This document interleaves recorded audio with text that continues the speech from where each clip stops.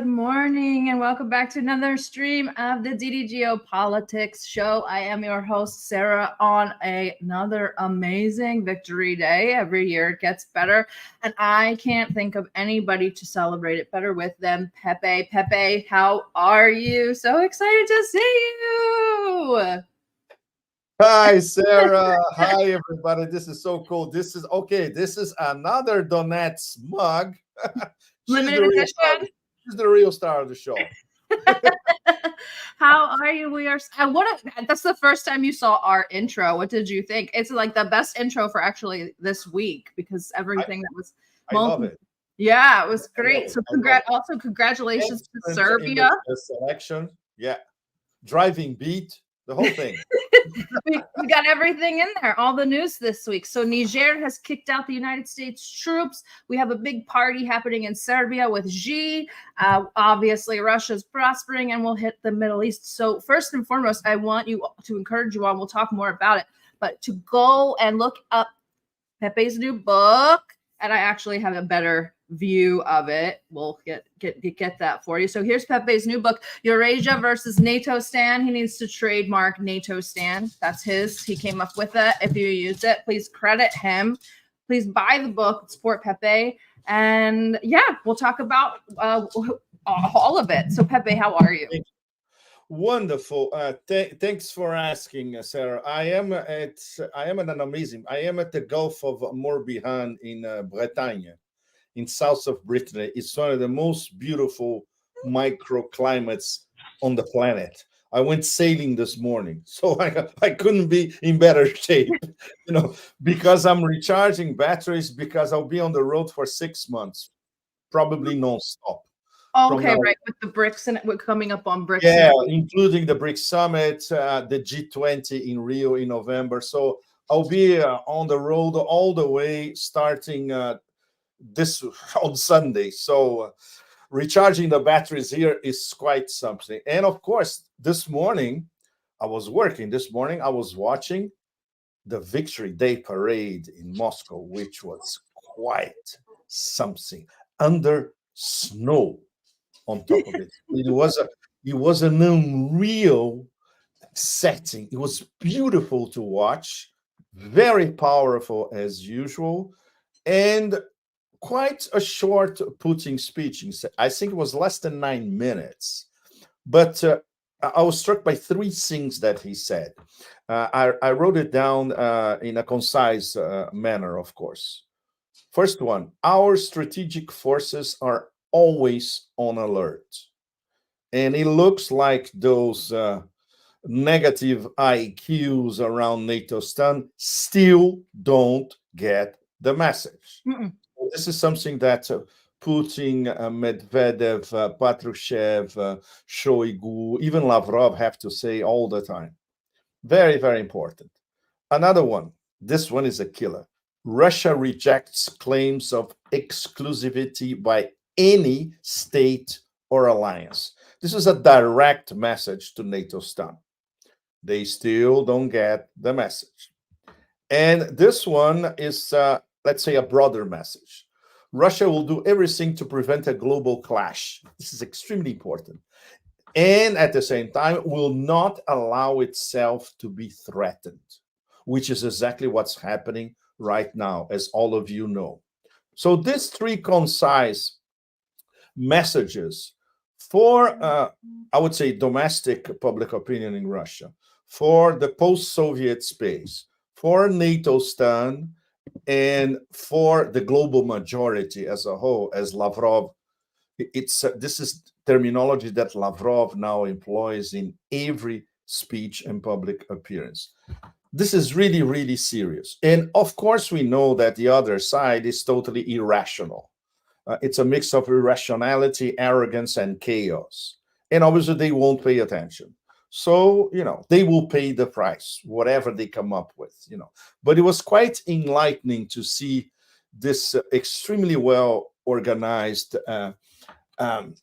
demonstration of subdued Russian power. There were not many weapons, apart from an appearance of the apocalyptic YARS ICBM, which we hope it will never be launched.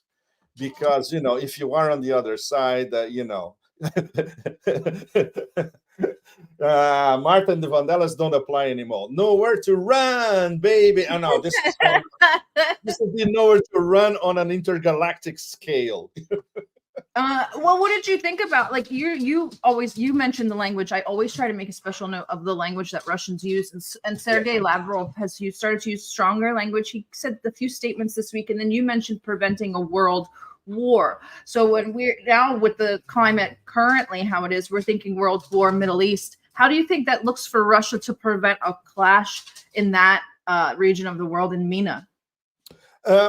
Sarah, this is something that it has to be clear for all of us across mostly the global south, but also parts of the global north. And this is something that is discussed in Moscow at every level, including at the highest Ministry of Foreign Relations level. They always say, this is not our war, referring to West Asia. Our war is in Ukraine. Because the existential war, when it comes to the Russian Federation, is the US-NATO war against Russia in the black soil of Novorossiya and maybe other parts later on. At the same time, their position in West Asia as a whole is evolving within the Russia-China strategic partnership. Everything that they decide on West Asia, including what they say openly about Gaza at the foreign ministry level and some other officials, they discussed it before. And this is another thing that the people in the Beltway and the people in Washington specifically still don't understand, that the strengths, depth, reach, and complexity of the Russia-China strategic partnership is something that we have never seen in modern times. They're still stuck in the 50s or 60s. No, this is a completely different ballgame. And we're going to have, I would say, the latest chapter, which is probably the most important of the past few years, on May 17th, when Putin and Xi Jinping will be face-to-face in Beijing. Again? Yes, again. I love that you said again. Good, yeah. Because you were expressing what most people would be expressing. Really? Yes, because they meet all the time. That's good.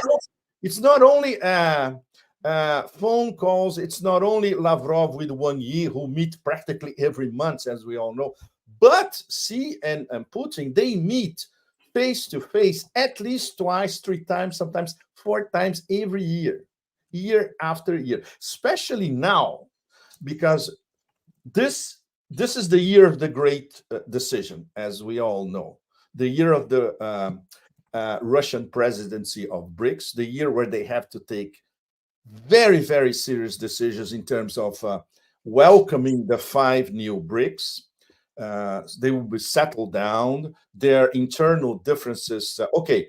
Well, let's talk about that, because I've also heard a rumor from a few people that Saudi Arabia is having second thoughts now, which I'm like, let's encouraging. But what do you think about those rumors of them? Sarah, okay.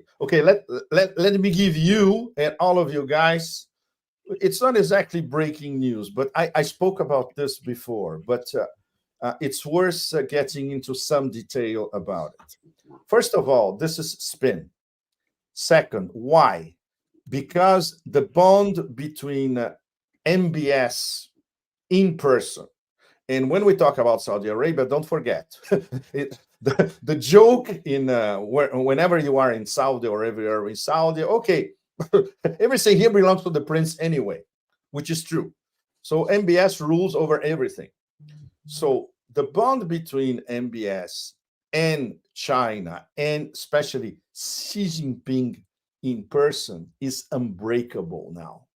I cannot once again get into details why, but this is intel information and concerns the fact that Xi Jinping and China intervened on a personal matter that basically revolved around saving MBS's ass. I tried to put as diplomatically. No, I mean, I think I'm thinking in the same fashion. I don't look at MBS as a politically savvy person. I look at Saudi Arabia as just a very large pile of gold that with a man sitting on top of it, trying to figure out what's the best way to spend the gold. Like they're not really foreign policy oriented.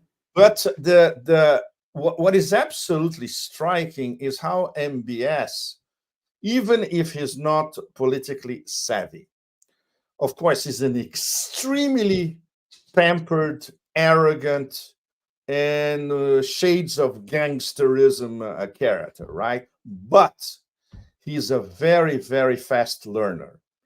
So the basics he learned from MBZ, Mohammed bin Zayed at the Emirates, who's his sort of his political mentor, let's put it this way.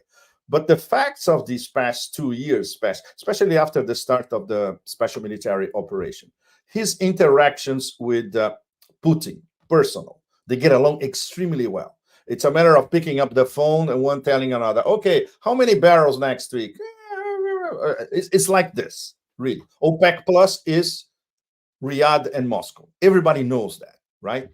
But he's learning from the experiences of being accepted into BRICS, which was a particularly sophisticated piece of diplomacy started by Russia, continued by China, and then Russia and China together. Okay, let's bring Saudi Arabia, the Emirates, and Egypt into BRICS.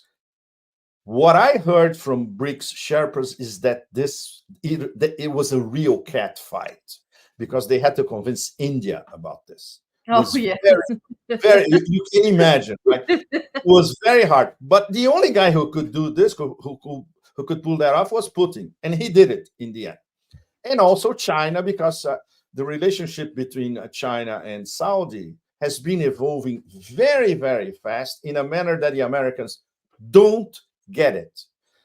Don't forget, the main source for the CIA in Riyadh is Prince Nayef, who's completely sidelined. Nayef is the CIA man in Riyadh. He doesn't know what's really going on because MBS and people around MBS don't tell him. So the Americans don't really know what's going on at the highest levels in Riyadh. But the Chinese do. And that makes the whole difference. And in medium to short term, we're going to get to the Petro-Yuan issue, which is the overarching issue on all that. So the fact that we can have confirmation these past few weeks that the relationship between MBS and Xi is extremely close, and the Saudis are very comfortable to be inside BRICS, this is extremely important.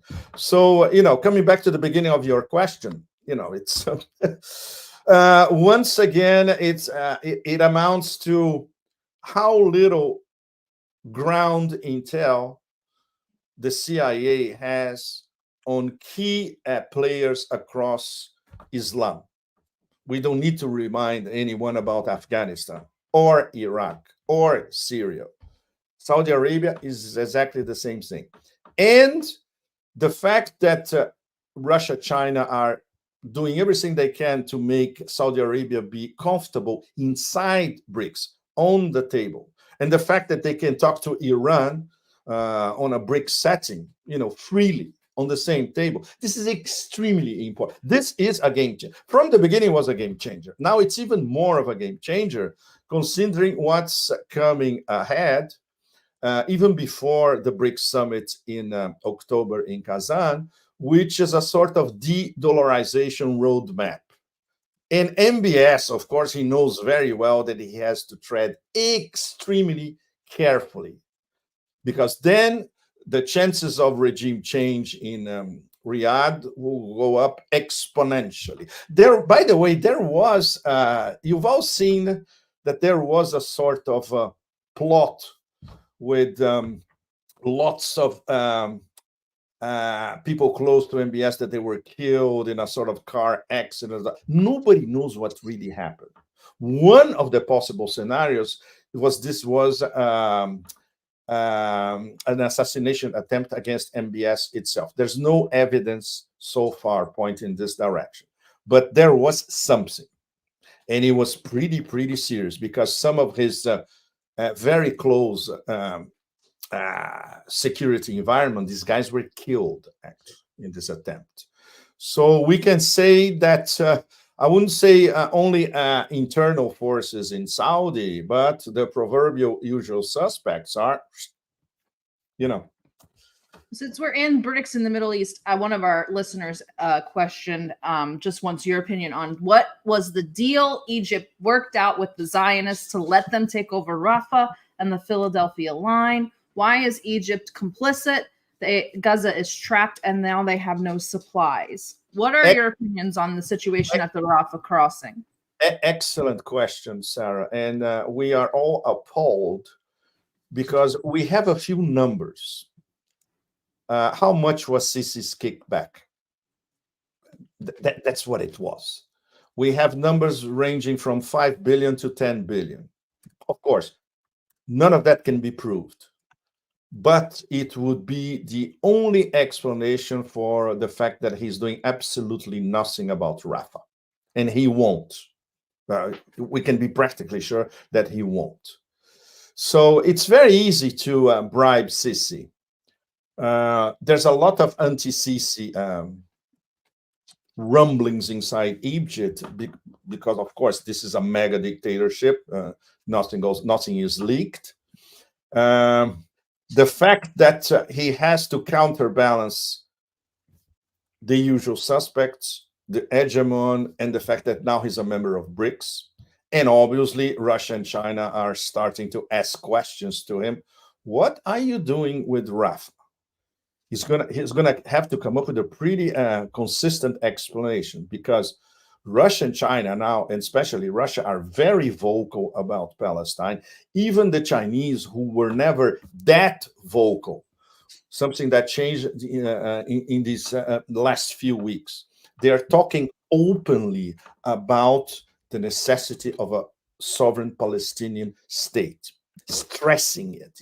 It's not the Chinese diplomatic style. So this is very, very serious. Once again, this was coordinated with Russia from the beginning. And what Russia is saying at the UN via Nebenzia at the UN about Israel, it's pretty much, wow. It's not the usual. We are all used to the power of the Israeli lobby in Moscow is very, very strong, as we all know, and St. Petersburg. Now it's a complete, and the fact that there are 1 million Russians living in Israel, all that, banking ties, oligarchs, they go back and forth, double nationality, you name. But now the thing is, because they are looking at the global south as a whole, consider that this is a BRICS year, and they need the global majority, the 88% of the planet on their side for all the major BRICS decisions. Especially they need 1.5 billion Muslims. They need the whole of the lands of Islam on their side. They simply cannot accept what Sisi is not doing in Rafah. So this is the big clash at the moment, because very few, practically none of us have inside information at the higher levels in Cairo. What really happens, we don't know. It's for foreigners, this is absolutely off limits. We get a lot of spin, and from the Egyptians we get silence, especially. From the Israelis, we have spin. From the corridors of the European Union, especially at the European Commission in Brussels, this is how we got these numbers ranging from 5 billion euros in this case, which were offered in person by von der Leyen, also known as Postula von der Lugen, personally to Sisi, and even 10 billion euros. Of course, this is all hypothetical, but it makes sense considering what Sisi is not doing in Rafah. But if the cleansing of Rafah goes on, we can almost bet that there's going to be I would say a popular revolution in Egypt itself. And he will be facing a sort of Mussolini hanging on a public square kind of ending. Well, let's get back onto a good note. After Mussolini, yes, we're getting very depressed. So we had a really, we actually had a pretty great week in international news. So Xi is in Hungary wrapping up a European trip, but that wasn't the exciting part. He did stop in France doing what he had to do, like basically like a fine. We also had the United States visit Xi, where he's paced back and forth asking when they were going to leave. But then he went to Serbia, and it was like a big party, and they came out with an agreement, this ironclad agreement. What do you think about the new dawn in Serbia? He's a rock star, Sarah. Xi Jinping was a rock star in a public square in Belgrade. That was absolutely awesome. He was beaming. He was absolutely beaming. And he was even, you never see doing that. He was even improvising when he speaks. He was obviously not following a pre-written script in this case. And the people who were at the square, over 2,000, maybe 20,000, sorry, perhaps 30,000, they were genuinely moved not only by what Vucic said in terms of the friendship between Serbia and China, but how Xi referred to Serbia. His first public speech, after he was greeted by Vucic, was amazing. He was visibly moved by the friendship between Serbia and China itself. Of course, he had to say that they will never forget what happened 25 years ago, and the Chinese will never forget that. But they remember how this bond of being two victims at the same time of NATO and of the hegemon 25 years ago, this forges a bond that from a Chinese point of view goes on, for dynasties ahead. And of course, there is the new Silk Roads element, because China and Hungary are Belt and Road, New Silk Roads, very close partners. So obviously, if you read obviously those less than zero IQ think tanks in the Beltway, they are saying, Xi Jinping goes to Europe to break Europe apart, to separate Eastern Europe from Western Europe. Because they were really bringing Serbia to the table. No, idiots. They had been striking deals for years. And two of the most important parties in Eastern Europe of the Belt and Road are Hungary and Serbia. So the Chinese, this trip is very important, not only geopolitically, but also geoeconomically. And the preamble, which was when he came here to France, was an absolute howler. I don't know if some of you may have read my column, which I titled "A Tale of Two Sovereigns, a Lackey and a Nanny." You can imagine who the nanny was. The nanny self-invited herself to the table between Xi and Macron.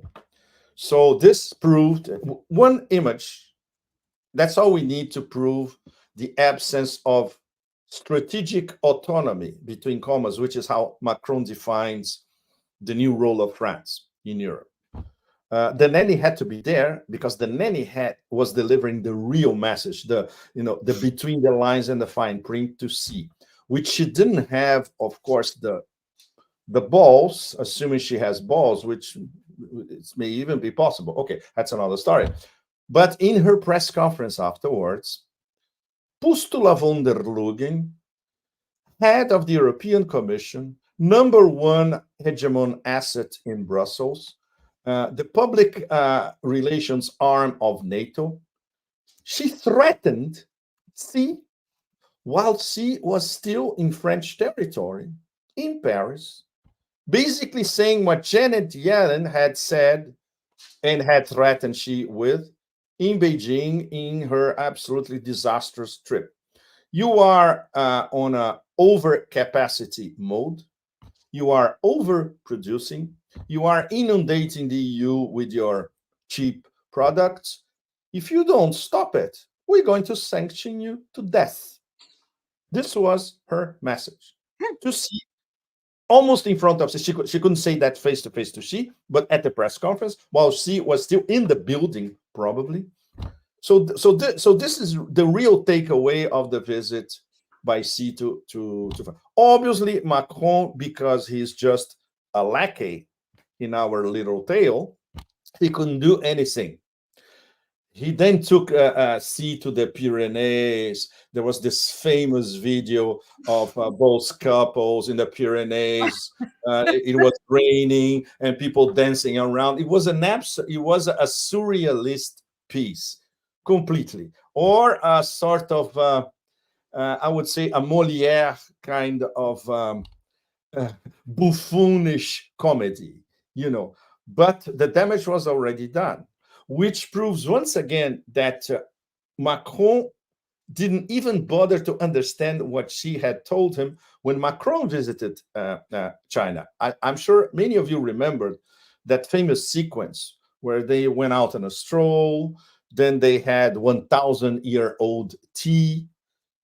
Xi explaining where the tea came from. There was fabulous music in the background. And basically, Xi was telling Macron, look, we admire French culture, French history, of course. If you behave as a sovereign, you will always be more than welcome in China, and we welcome you as an equal partner.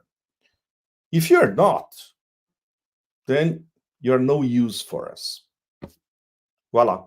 So now we have the confirmation with this first part of Xi's trips to Europe. It was, I would say, this was beyond embarrassing from a French point of view. Like French nationalists or patriots, whatever you want to call them, they were absolutely appalled. But they, at least this minority in France, still understood how absolutely horrible the optics and the content and everything it is. But proves once again that the orders come from Washington, go to NATO, from NATO they go to the European Commission, and the capitals across Europe, across NATOstan, exactly. They are just spectators. They are vassals, spectators, victims, and hostages. So the greatest thing about when China, because China and Russia both operate in a traditional sense, and they're very backwards looking countries, and they look at historical relationships. So Westerners, because we don't know history, when we see China visit Serbia, we're like, why is China in Serbia? But so so how do you, like, I'm trying to like stress to people, because people are like, what is China doing in Serbia? And because they don't know the history, they think they look at it in a nefarious sense, and it's not. It's that China was even attacked by NATO inside of Serbia. How long do you think? Because they can't. The agreement is so comprehensive. I'm sure that it has dashed all hopes of Serbia going into the EU. I'm sure they don't care. But how long do you think that before they get a BRICS bid? Is it this year, or do you think that Xi will develop the country a little bit more and maybe they'll wait? Exactly. That's very good, Sarah, because Lavrov himself, when he met us in late February in Moscow, we had a meeting. We were like 10 or so on the table, and Lavrov was kind enough to be with us for an hour and a half and even answer our questions and taking notes. So this was a very important meeting. And he said that at that meeting, our first order of priorities is to welcome the 5 new BRICS. They will settle down, they will know how it works, etc. We still want it to be a flexible club, a discussion club, not a formal organization with a secretariat general, all that thing, all those rims of paper. No. And then in Kazan at the meeting, we have the 10 of us will discuss how are we going to expand and how many more, because there's over 40 on the list. The list, literally every week, somebody applies formally, not only expresses interest. The latest one, by the way, is Vietnam. Vietnam immediately is a top candidate to be on the next batch, because BRICS needs Southeast Asia representation. There are a few candidates. There's Laos as well. Indonesia has always been on the list. So now we have three strong Southeast Asian candidates: Indonesia, Laos, and Vietnam. From Lavrov's point of view, first settle them down, welcoming them, and then if we have a very large expansion, it will probably be by 2025. That's where Serbia would fit in. For instance, this year, at least so far, there are some that, let's say, would be not in the pecking order, but let's say in the order of being considered by the BRICS 10. We have Kazakhstan, we have Turkey, for instance, we have Algeria. But when they look at Serbia strategically, both Russia and China, okay, Serbia goes up. Yemen, a few days ago, they said that they will officially apply to become members of BRICS. From a strategic point of view, it's very hard to beat Yemen. We all know why, right? So Yemen immediately rises to the first batch of possible new members. So their options are so extraordinary. But Lavrov was very careful to say, look, we cannot have from one day to another a BRICS 20. It's going to be too complicated. For instance, another example, the Shanghai Cooperation Organization is 10 members. It's already very, very, so they have experience in trying to manage 10 on the same table, including some that are in, I would say, nearly direct clash in many aspects, India and China. Who manages India and China? And the fact that Pakistan is also at the SCO, Russia.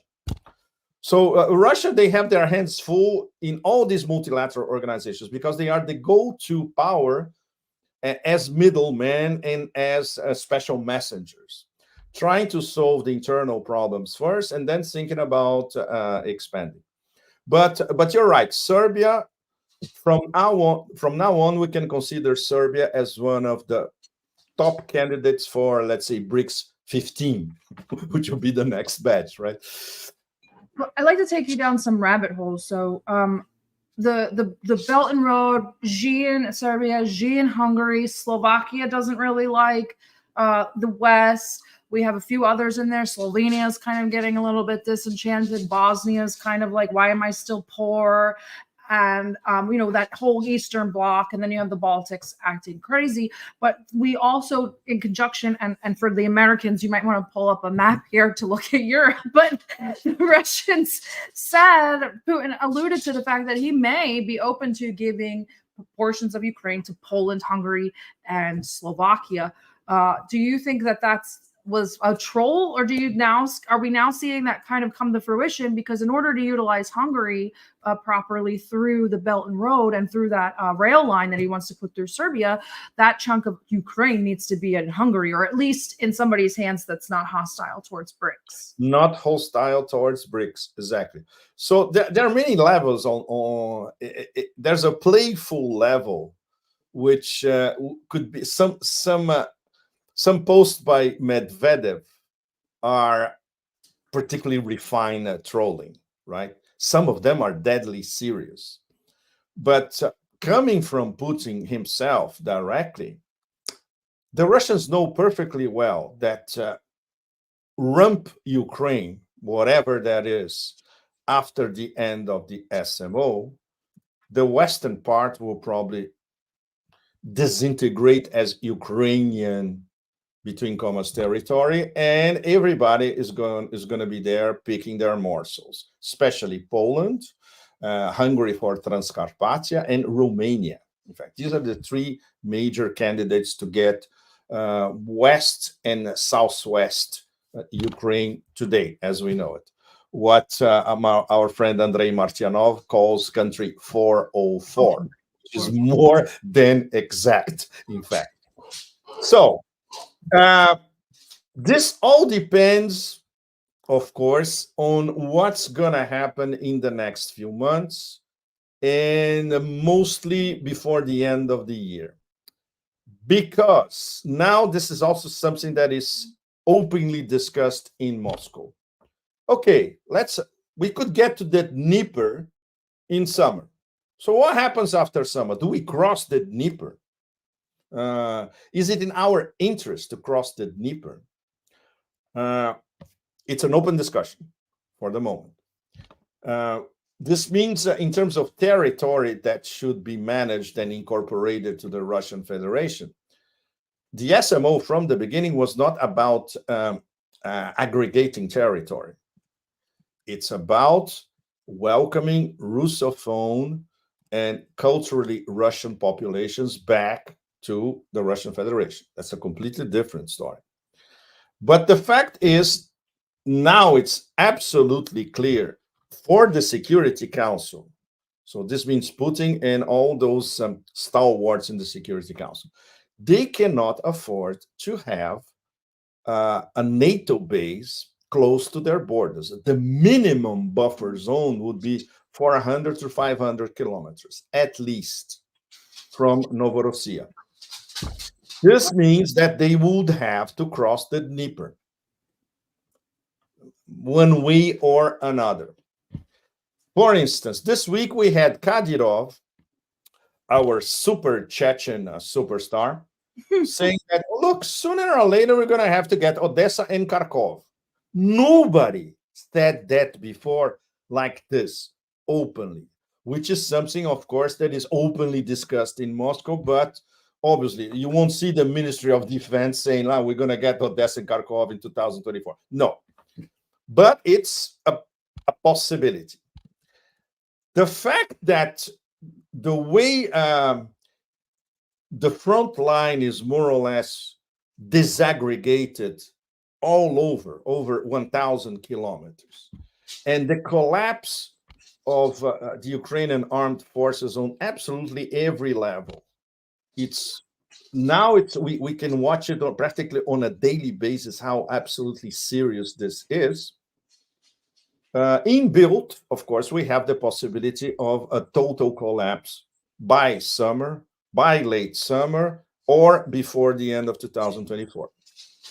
So obviously, none of us, and nobody can say that none of us know what the Ministry of Defense has in store. The only ones who know are Putin, Gerasimov, Shoigu. Maybe Shoigu doesn't even know it. And in the Security Council, I would say Patrushev and nobody else. So these are the people who know, okay, how far do we go? And it's very important to notice that every time that Putin talks about Ukraine, he says, we leave the door open for negotiations, but you have to take Russia as a partner, respect Russian national interests, and of course comes back to the beginning of this whole drama, which is December 2021, with the letters that they sent to the Pentagon and to NATO about indivisibility of security, which were completely ignored. And now, and then the whole thing starts, it's like Ouroboros, the snake biting its own tail all the time. It's a vicious circle all the time. If the hegemon and obviously the NATO vassals don't accept the fact that they are losing this war and project Ukraine is dead, it's a matter of, like Nebenzia put it very well, the only thing to negotiate is the modality of surrendering. There's nothing else. And these are the facts, the hard facts. And obviously nobody from Washington to Brussels is going to admit that. Assuming they would admit that, they would have to admit, first of all, the failure of the whole Ukraine project, the fact that Ukraine is going to become a rump Ukraine, the fact that west of Ukraine may disappear completely and be absorbed by 3 other nations, European nations, and the fact that the victor will impose its conditions. And number one condition will be, this will be a neutral new country. This won't pose a threat, an existential threat to the Russian Federation. There will be no nuclear or whatever missiles in this nation pointing towards Russia. It has to be totally demilitarized. So can you imagine from Washington to Brussels accepting this package in one go? It's absolutely, we all know it's impossible. So what's going to happen next? What they're trying to do now, let's keep kicking the ball, Yeah, kicking the ball, literally. And kicking the ball, with no decisions. No? I'm looking at it and I'm like, do they not see that the EU is literally falling apart? And I thought it was a great juxtaposition because Xi is in Serbia, a traditionally Orthodox nation that is constantly under assault by the EU about them being Orthodox and being too strict. And then you have Xi, who's also from a Confucian civilization state with their own norms and customs. And next to them is Eurovision, which I'm sorry, and I'm not a conservative socially, but literally looked like a satanic mass. I don't know what is going on in Europe, but the East is definitely rejecting whatever's going on in the Western part of Europe. And I see this big schism again in Middle Europa. And what do you think about Germany? Because Germany is secretly reaching out to, not secretly, but quietly reaching out to Russia and saying, we need help. We messed up. We messed up big time. Like, what happens to the EU? Exactly. That we have a strong possibility, I would say, within the next year and a half or so, of a simultaneous collapse of NATO and the EU. The EU is already split. First of all, NATO is already split, maybe in a lesser way. But the original idea of the EU is being contested by European citizens in masses, in every nation. Here in France, in Italy, in Germany, maybe not in Scandinavia, obviously not within the Baltic Chihuahuas, but who cares about the bloody Baltic Chihuahuas, and of course, across Eastern Europe as well. We can even talk about a possible informal alliance of the Austro-Hungarian Empire, because the Austrians are not, to put it diplomatically, not happy at all with the way Brussels is going. They have good relations with Hungary, good relations with Serbia, good relations with Slovakia. So we are seeing a counter, let's say, embryonic alliance informally in Eastern Europe as well. Then we have the rabid NATO vassals, different levels, Romania, but especially Poland, and allied with the Baltic Chihuahuas. The problem is, what NATO we are talking about? The NATO that we grew up with, let's put it this way, where France and Germany were the most important powers alongside Britain, doesn't exist anymore, and it won't exist anymore. First of all, because the Americans don't want it. The Americans want a NATO basically ruled and controlled by them, of course, with the vassals that they can trust. And these are, from Washington, London, Warsaw, the Baltic Chihuahuas, and Kiev. The problem is the Kiev branch of this new NATO project, Ukraine, already collapsed. Baltic Chihuahuas, they are absolutely meaningless. So we are left with London and Warsaw. That's not enough. That's not enough to lead NATO. And I would say that this fact in itself may account for the, when Stoltenberg starts behaving like devils singing Satisfaction, like this, which he does all the time. That's not. It's because he knows that the plan is kaput from the start, and so he still needs to every day the same script. Blah, blah, blah, blah, blah. We don't want war, blah, blah, blah, but all of you need to send 2%, 3%, a zillion percent of GDP to NATO. Blah, blah, blah. If we don't rearm Ukraine, we're all going to lose. It's the end of Western civilization. All that crap. Of course, because they never had a plan B, which is something that all of us know from the beginning. The problem is the Americans have a plan B, which is exactly what we were discussing now. The plan B is an Eastern European, London Eastern European, hardcore new NATO.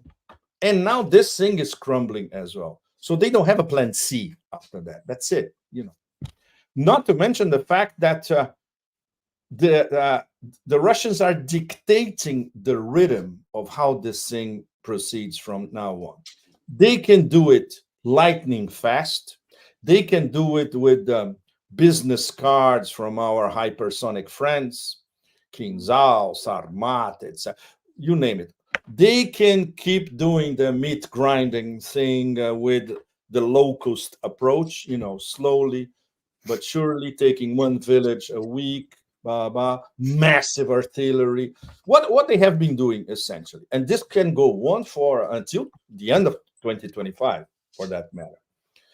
And the most extraordinary thing is that nobody from Washington to Brussels really know what the Russians are going to do, because even inside Russia, nobody knows. It's And not that's even that. We don't even understand Russians at all, which is why true. we hate them by default. We don't. We hate them, exactly. Yeah, we hate them because we don't. Same thing with the Chinese. We don't understand them, so we can say whatever we want about them. And when we don't understand things, we naturally avoid them.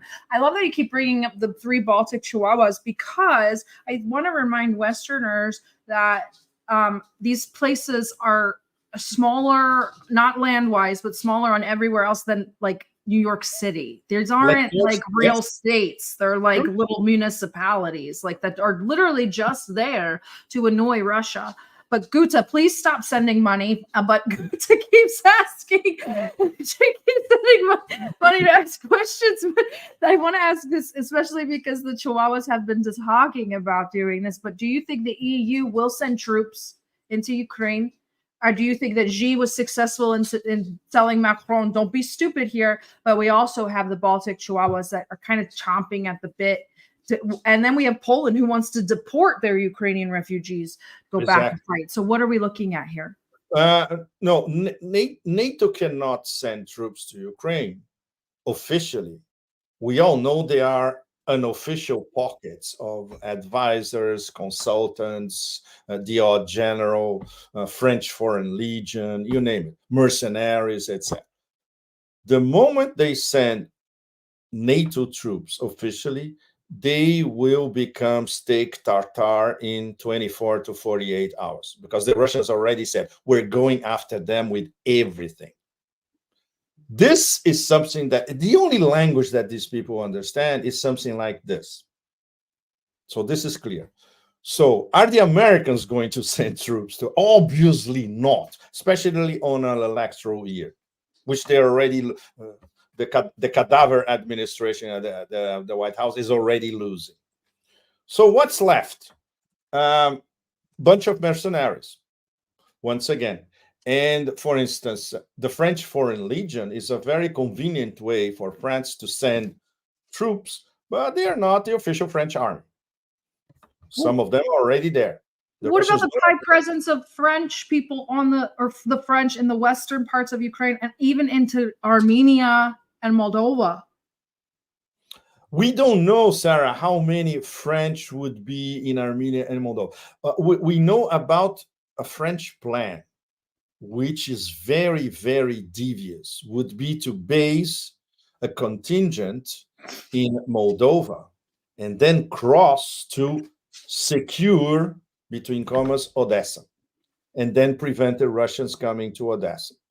Everybody in Moscow, of course, military related, they know about this.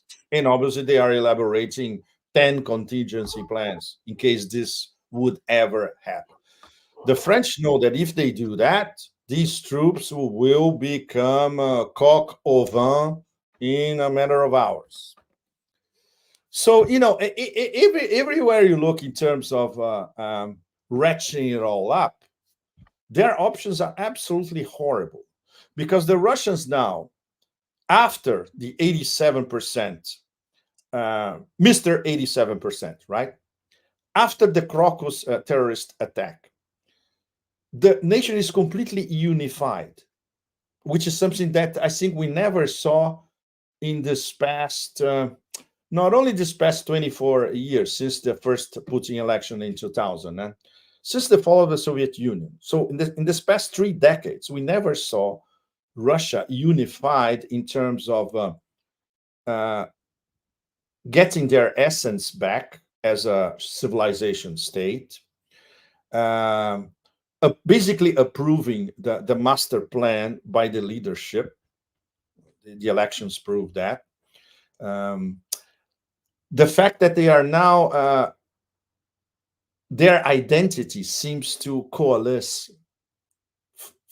for the first time, finally, and very strongly as who they really are and how do they define themselves, not how they are defined by the West, which your remark a few minutes ago. We just hate, we in the West just hate Russians. Of course, reasons for Russophobia, we can write a treatise of 5,000 pages about that.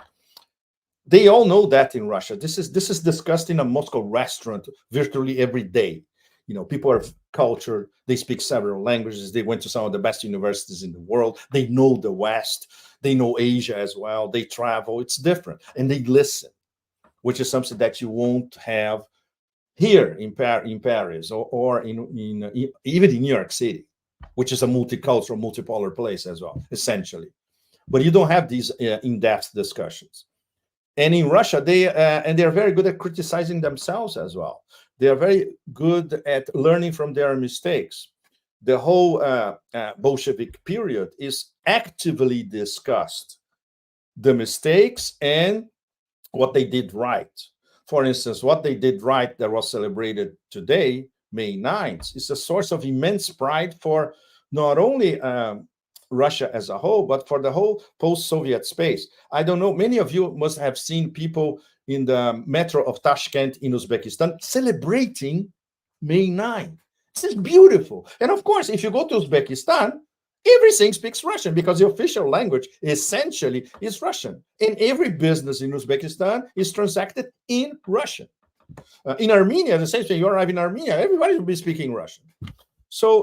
And this is a source of what they did in the Great Patriotic War is something that the West will never be able psychologically to understand and accept, for that matter. It's very hard for the West to accept that if it was not for 28 million Soviet deaths in the Great Patriotic War, we will all be speaking Deutsch now, with a certain twist. I'm going to keep us in the Eastern Bloc because everything's happening over there right now. What did you think of kind of what's happening in Georgia currently? And reminding our listeners, since we talked about Moldova, and we'll touch on this too, we have Transnistria and Gagauzia. The president leader, whatever you'd like to call her, of Gagauzia, she is a really like a legitimate girl boss, not the fake ones in America. She is a girl boss who is taking the self-determination of her peoples into her hands, almost getting arrested every time she comes back in Moscow.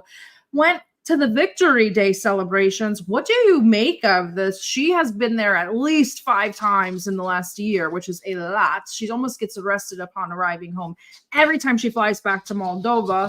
Gagauzia is one of probably the lesser known autonomous regions. What do you think about those people and Transnistria? And then we'll move over to Georgia. I haven't been, I'm being very frank with you, Sarah, and all of you. I haven't had time to follow Georgia, Gagauzia, Moldova, and Transnistria. It's a matter of time. I have to, and I don't even have time to catch up in the next few weeks, where my life is going to be even more complicated. You know, the book coming out, the fact that I was on a tour in Brazil, which was outstanding, but it was absolutely crazy. And I'm starting a new tour in Italy next week. So obviously, I stopped following Africa this past few days, and I didn't follow anything in Georgia. I will catch up, and when I catch up, I promise to deliver goods to all of you. That's okay. I'll do it for you because I actually am going to try to interview the president. Well, but yes, go ahead. Georgia, and you really don't even need to be paying attention to it to know. We're just seeing that same bill come through again, the FARA, the foreign agent bill that we dealt with last year. Okay. The parliament keeps pushing it through, and then the Soros zombies and their French president, who is there, just so everyone knows, the listeners, the president of Georgia grew up in France. She is Georgian ethnically, but by birth she's French. And every time, I don't understand what the issue is with this law. I mean, I understand what the issue is, but are they just like basically like the quiet parts out loud. We don't care anymore. We're telling you we don't want a wall that makes us disclose our funding. Like what happens to Georgia? What happens to Ossetia? Because the Georgians and pretty around the capital, the liberals are all like, we'll breaking away from Georgia and we'll go to war again. I'm like, you'll literally get ran through again and lose both Ossetias and Abkhazia. So what is Georgia thinking? Or do you think that Georgia's also going to be making moves to the east and get out, like dash those EU NATO dreams? Well, the Georgians who live there's a very powerful Georgian presence in Moscow, businessmen. I usually get together with some of them. And they said, look, essentially all of us who do business in Georgia know that our future is the Caucasus, closer to the Eurasia Economic Union, and all of us closer to Eurasia integration as a whole. The problem is the Atlanticist lobby inside Georgia is also very, very powerful. And what's happening now is once again the same dynamic, the same clash. It's another attempt to provoke a color revolution in Georgia. Boils down to the same. It's the only thing that matters for people in power in Washington when they look at the Caucasus. They look at the Caucasus as a sort of bubble. They don't see the differences between Georgia, Armenia, Azerbaijan. No, they see a whole thing and say, okay, who's our man over there? Okay, regime change. Who's our man over there? Okay, all right. So let's use our men to provoke a color revolution in their neighborhood. That's it. They're being successful with Armenia, unfortunately, because they are basically detaching Armenia from the Eurasia Economic Union. They are bringing Armenia closer to Europe. The EU is offering all sorts of carrots, salads of carrots, whatever, to Armenia. The Russians look at it, they say, there's not much we can do about it, and Armenia is not that important. Maybe Armenia is more important to Iran, so Iran should do something about it. And the Iranians look at it, they say, okay, as long as we have our economic corridors working, we don't care what happens in Armenia. And that's what it boils down to. Variations of economic corridors in the Caucasus. Georgia, for instance, the only thing that they are profiting from oil and gas because of the BTC and the BTC gas by both pipelines. They go through Georgia. So in pipelines terms for Georgia, it's fine. But in terms of integrating with the neighbors, no, it's not fine at all. And it's not that EU is going to offer something to Georgia, sort of a free trade deal that will be profitable for Georgia. It will be profitable for the EU, which was what they were offering Ukraine before 2014. I'm sure all of you remember. Basically, before 2014, Ukraine had a choice. You make a deal with the Eurasia Economic Union, you become part of the Eurasia Economic Union. You're going to have oil and gas for a very, very juicy rate forever. You can develop integrated to all these economies. And the other option was a treaty, a sort of a free trade agreement offered by the EU, which was basically total exploitation of Ukraine for the benefit of the EU. And that's why he couldn't accept that at the time. And nowadays, if we have something in Georgia, it's going to be more or less the same thing. You integrate with Eurasia via the Eurasia Economic Union, or you integrate with the EU and you get nothing. And you're going to be raped to death by those criminal corporate entities, Atlanticist and European. Well, we talked about a lot of great news for Eastern Europe, at least finally. What is your? We'll sum it up now. We're at the top of the hour. I want to get your final, cumulative thoughts about Israel and Palestine, where we are, where we're going, and what happens next. Wow! If only we knew, Sarah. Huh? Apart from our outrage and those dark clouds all over the horizon when we look at what's still happening and with no end in sight. And now with genocides within the genocide, with an announced new genocide coupled with famine, coupled with expulsion. Look, nobody knows except that it's something that I forced in one of my columns. The last part, I said, look, what will it take for Russia and China as leaders of the road towards multipolarity and the global majority as a whole and the lands of Islam? What will it take for them to teach a lesson to this biblical psychopathological genocidals that they will never forget? I would say that this is the key question, and nobody has an answer for that. Yeah, and if you're not going to help, then get out of Iran's way, is what I'd like to say. If you're not going, it's a very good one, Sarah, because Iran finally proved. In fact, Iran finally acted according to their rhetoric. These past few years, especially, and it was outstanding from an organizational point of view, diplomatically as well, because they talked to all the major players before they acted. The way they engineered the response was faultless.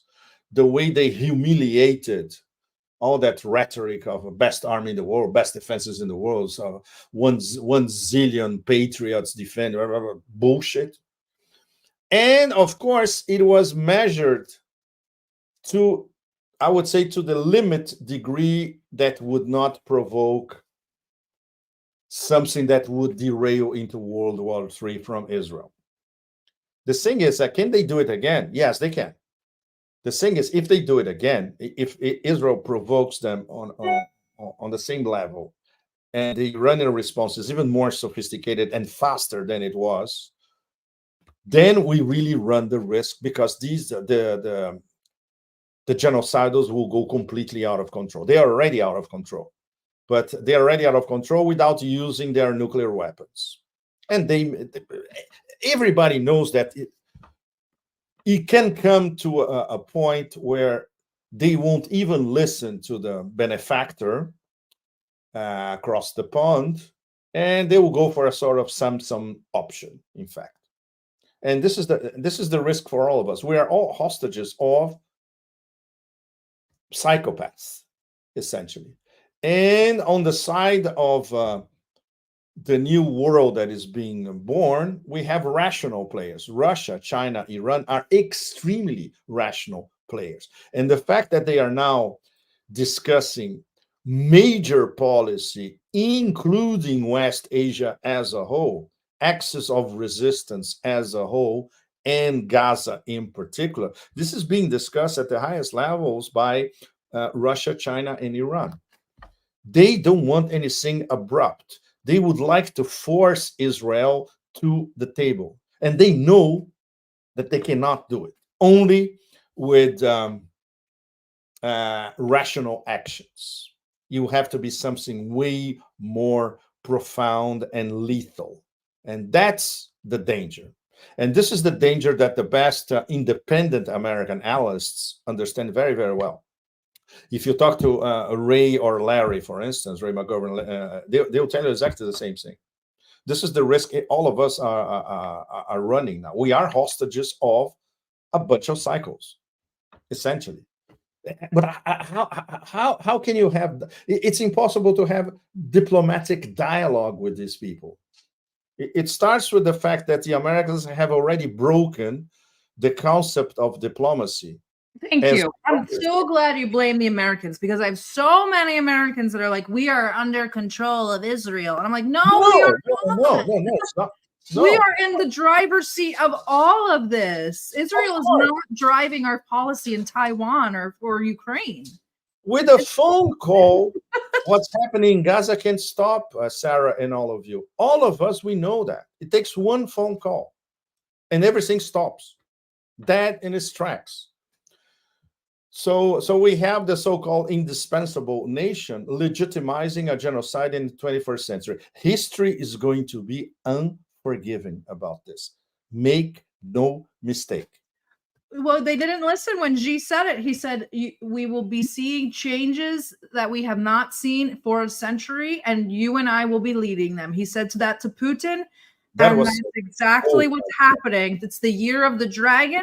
We talked about all of the great things happening to the BRICS, our BRICS brothers and sisters and BRICS hopefuls. And if you're mad, that means you're jealous. So everybody's mad at Serbia. I said, must be just jealous because you're poor in the EU and Serbia is about to be prosperous in BRICS. Don't be upset. Anyway, but Pepe, it's been an amazing episode. Also, congratulations to Niger for kicking out the Americans finally. You guys, buy the book. We will be doing a book club on it. Wonderful. Link is in the description. Pepe, tell us what you're doing next, when you're flying out, what you're up to, etc. Yes, I'll be on the road practically non-stop until the G20 in Rio in November. I already told the Brazilians that I'll be going. And then I'm going to Lima because there'll be the APEC meeting in Lima after the G20. And in October, there will be the BRICS summit in Kazan. Next week, I'll be on a tour of Italy. It's going to be as crazy as the Brazilian, but of course, with La Dolce Vita touch, of course. and then West Asia, I still don't know where. And back to Moscow end of May, because next month, very important, St. Petersburg Forum. Right, the forum, yes. Absolutely essential. We'll be talking about it at the time. And after that, even more important, the BRICS ministerial meeting that will be organizing the procedures for the summit in October. And they need very serious decisions, in fact, next month at this ministerial meeting. In between, all of you are going to have access to something extraordinary, which is a new roadmap towards de-dollarization, which is now at the highest levels of the Russian government. And if it gets the final green light, let's put it this way, will be on the table to be presented to the other BRICS. This is something that next week you're going to have news about that already. So the rest of the year is going to be a tremendous roller coaster. And of course, all the time, we're going to be looking at the forever wars. How the rhythm that the Russians are going to get to, is it going to be techno or is it going to be slow blues, right? To solve the Ukrainian enigma. And of course, the forever wars in West Asia, which the axis of resistance against the psychopath, the next moves. So this is the year in modern history. Nothing could surpass 2024. What a great week to have you on. There was so much good news to talk about. And people in the comments saying, oh, Sarah and Pepe cheered me up because it is bleak out there. But guys, don't worry. 2024 is going to be a big year for a lot of countries. And if you're mad, that means you're jealous and not included. Get on board with multipolarity. We are coalition building and everybody is welcome. Once again, thank you, Pepe. And I hope you so much, sometime. And if not, we'll catch you at the BRICS Summit. No, let's talk soon. Let's talk next month. Guys, visit ddgeopolitics.com. We have a big maybe for tomorrow. Scott Ritter. Let's see. Guys, pressure him. And if not, we'll talk to Shea Bose about his time at the Victory Day Parade. Thanks again, Pepe. Thanks, Sarah. Thanks, everybody. Cheers.